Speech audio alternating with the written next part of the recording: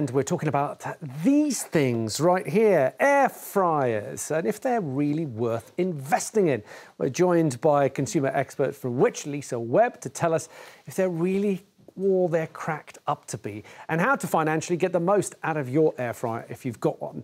So let's start with you two. Wilfred, have you got an air fryer? I've got one, and I bought it about a year ago, but I've never, ever, ever used it. For me... Why?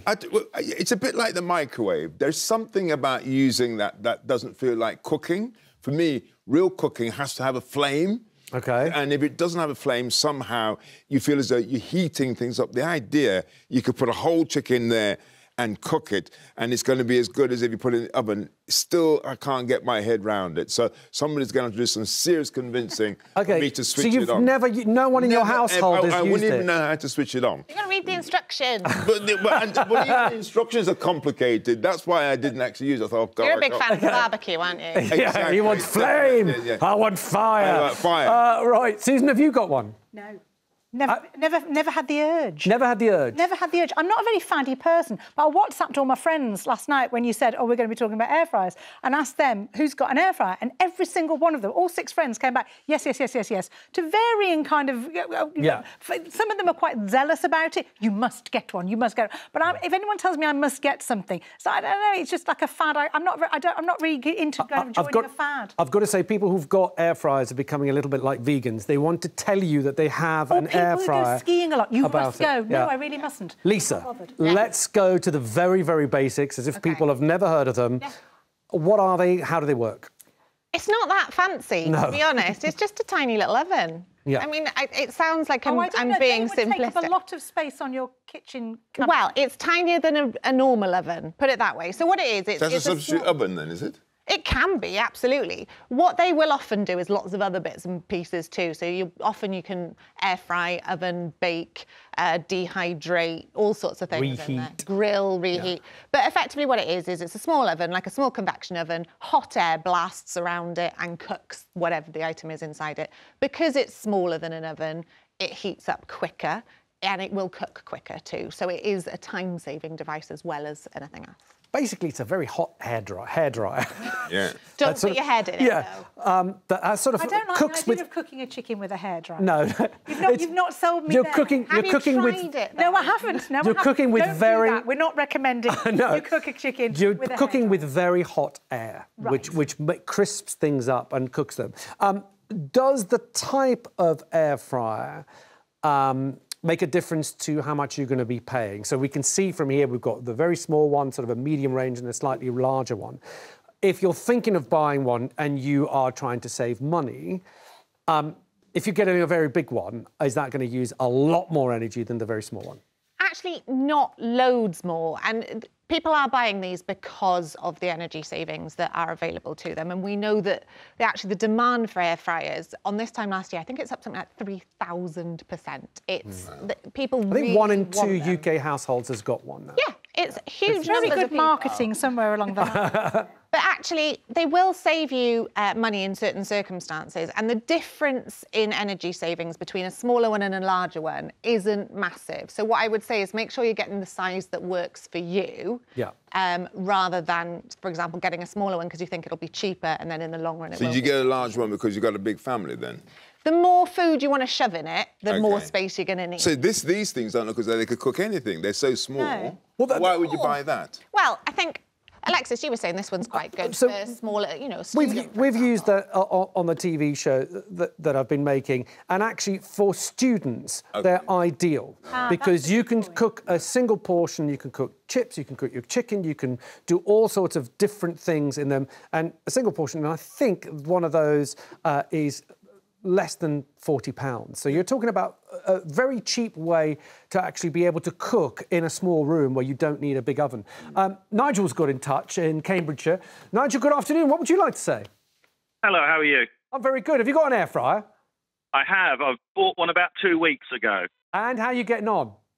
Brilliant. I think they're fabulous. Friends kept saying, you've got to get one, you've got to get one. And I resisted and resisted. I was very sceptical. Yeah. But bought one. First thing I cooked in there was a roast chicken, full roast chicken. Yeah. Came out superb, absolutely superb. Half the time to cook it than a normal oven. Came out and completely cooked right through. Lovely. I love it. Did you buy it in the sale, Nigel? Is that what you waited for? You waited till after Christmas and got it in the sale?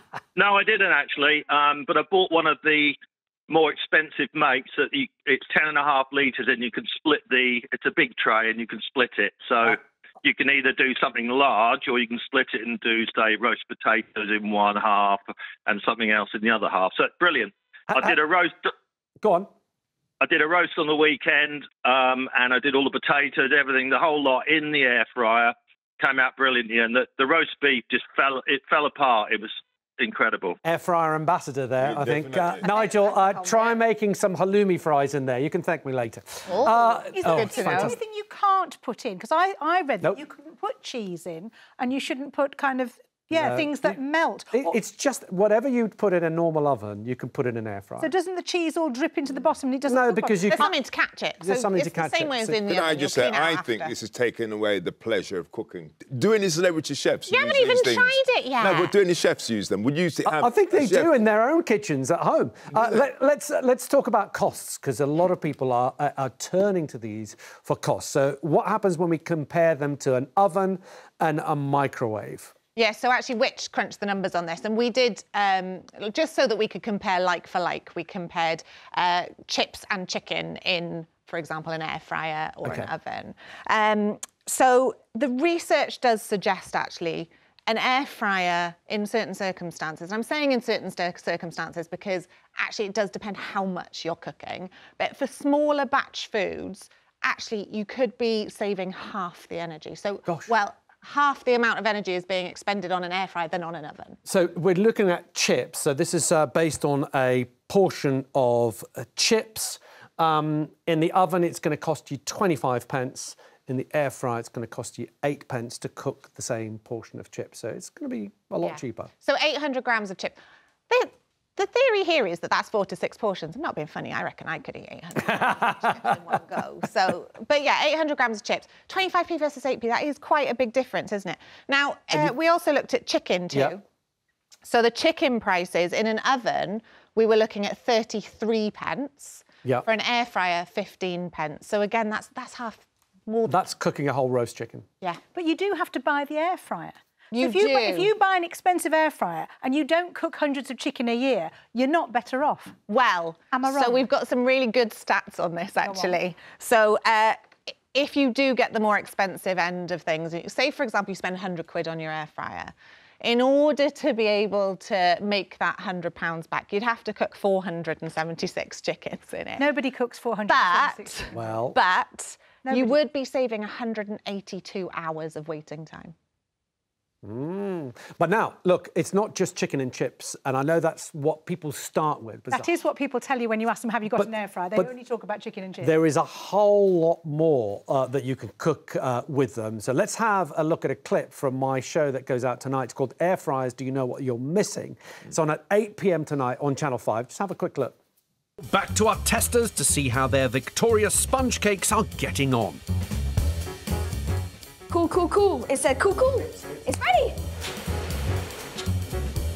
Oh, nice. Oh, it looks like a souffle. Oh, wow, look at yeah, it does look like a souffle. That's actually pretty good. Here we go. Excellent. With the cakes baked, they simply pop them out of the non-stick moulds onto a cooling rack and make their final touches just in time for the big reveal. Right. Oh, my goodness, look at this. Wow. It's been brilliant. I was surprised they cooked Victoria sponge, they cooked a prawn stir-fry in one of those. Doesn't it smell, though, from the... Fancy doing a prawn stuff and then putting a cake in You're there. just looking for reasons not to want one. I mean, normal cooking smells. Yeah, that's but you have different pans, though. That is another part of the process. Well, yeah, but it still have the... Stick them in the dishwasher. They're not that hard to clean, are they? No, very easy to clean. Let's speak to Anne in Gloucestershire. Anne, have you got an air fryer? Yes, I have. Good morning. Or is it afternoon now? Good afternoon. And how are you getting on with it? Yes, I'm glad I bought it. It's a single one because just for one person. Yeah. But this morning I've cooked. I got some new, not tins exactly. The other thing that I see you working with on your programme tonight. Elongated ones. Yes. And they won't go in the air fryer.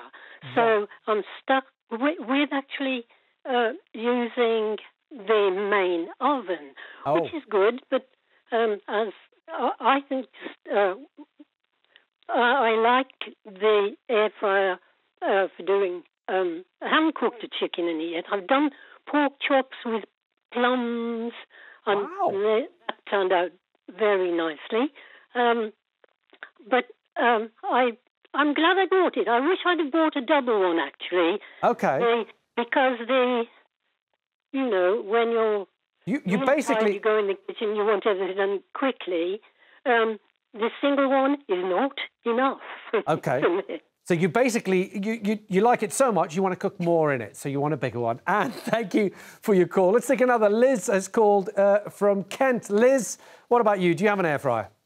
I have 4. I did have 5 and I sold one recently. Hang on, have you got to, 4 at the same time? You've got to remember, they all do slightly different things. Yes, they do. So I started off with a single one, and then the next one I got has got a pressure cooker in it.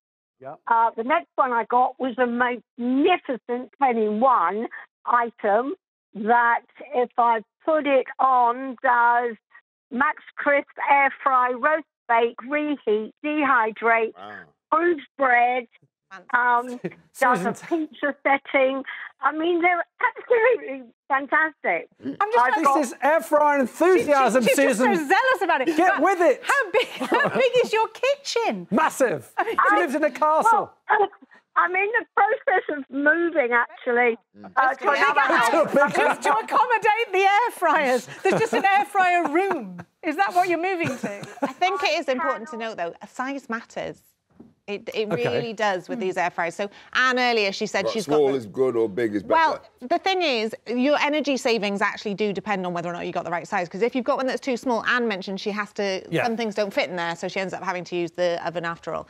But actually, if you've got one that's too small, you end up batch cooking. You end up putting and then you're using more energy. Then you're using and then more you're negating energy. it. So get a bigger one if you're going to cook more. I know I'm playing devil's advocate here, but I mean, I'm not particularly convinced. But the only thing that it won't ever do, whatever you can put in it and cook in it, it won't heat your plates, will it? So your plates will be cold. And if you've got a batch cook... Just make sure the dishwasher pops at the right time and then they'll be warm. Yeah, but if you have to batch cook, it means that you cook something, then that's getting cold whilst the other batch is getting cooked. That doesn't work for me. But that's why the batch cooking option is not a good one for an air fryer. Yeah. But that's why you opt for the right size. Yeah. So then you have to have the oven on to put everything in the oven to keep it warm. No, you don't do that. You don't do that.